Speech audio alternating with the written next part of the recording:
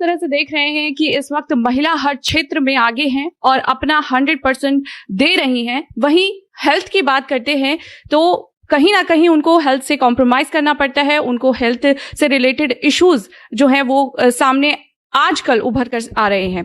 तो इसी पर हम चर्चा करेंगे सर से और जानेंगे कि महिलाओं के लिए किस तरह से हेल्थ टिप्स वो देंगे इस एपिसोड में। सर, जिस तरह से मेरा वही सवाल कि महिला हर क्षेत्र में तो आगे हैं, लेकिन जब हेल्थ की बात आती है तो कहीं ना कहीं उन्हें कॉम्प्रोमाइजेस करने पड़ते हैं, क्या कहेंगे इसके बारे में? देखिए, इसमें अवेयरनेस एजुकेशन थोड़ी इंपॉर्टेंट है।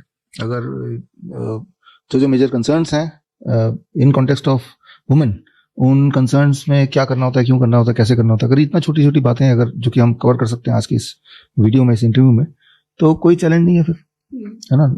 अवेयरनेस आने की जरूरत है, नंबर 1। नंबर 2, जो मिस इन्फॉर्मेशन है, तो वो मिस इन्फॉर्मेशन की वजह से ही एक डर का माहौल है। मान लो फॉर एग्जाम्पल मैं छोटी सी बात बताता हूँ। ये फैलाया गया है कि भाई 40 से ऊपर जब आपकी एज हो जाए तो आपको मेमोग्राम करते रहना चाहिए, हर 6 महीने में एक बार, हर साल में एक बार। तो अब इसमें क्या होता है कि बहुत ही कम लोगों को पता है कि मेमोग्राम कॉजेस कैंसर।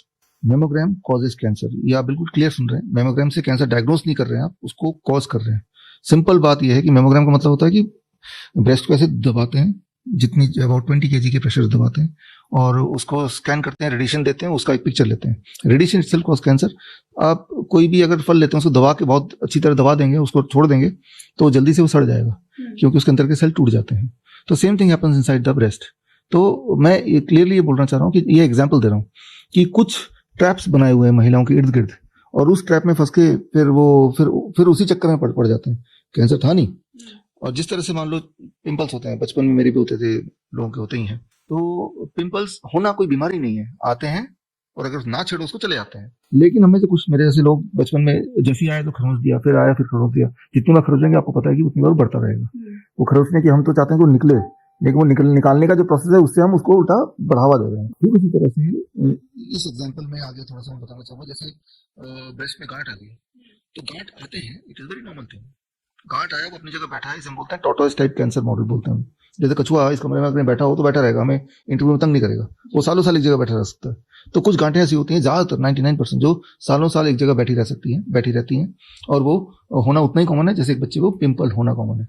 लेकिन उसको डायग्नोसिस के बहाने जब मेमोग्राम करेंगे, प्रेस करेंगे, बायोप्सी के मारे उसको जो खरोचेंगे, देन इट स्प्रेड्स।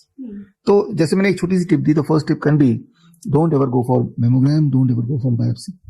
ये किस सिचुएशन में ये ट्रीटमेंट, अगर कैंसर की बात करें तो किस सिचुएशन में इसको लेने की जरूरत पड़ती है? किसी भी सिचुएशन में नहीं, यही तो इंटरेस्टिंग बात है। हाँ। आप याद रखिए कि जैसे मैंने बताया, मेमोग्राम कॉजेस कैंसर। आप तो चाहते नहीं कैंसर हो मैं, ठीक है ना। और अगर मान लो एक बार को पहले से भी है कैंसर, तो भी mammogram is not going to help, क्योंकि वो उसका पर्पस है ही नहीं। देखिए, ये तो जो मैं बता रहा हूँ ये लाइव हर जगह जाएगा, है ना। तो मैं तो ये भी चैलेंज कर रहा हूँ, जो लोग बोलते हैं, जो डॉक्टर आपको बोलता है कि मेमोग्राम कराओ, तो आप मेरी किताब पढ़िए, rabbit tortoise model for cancer cure, मेरे वेबसाइट में फ्री डाउनलोड है, bishop.com में। तो आपको एविडेंस दिख जाएंगे, पूरे दुनिया के जो एविडेंसेस मैंने इकट्ठे करके डाल दिए हैं।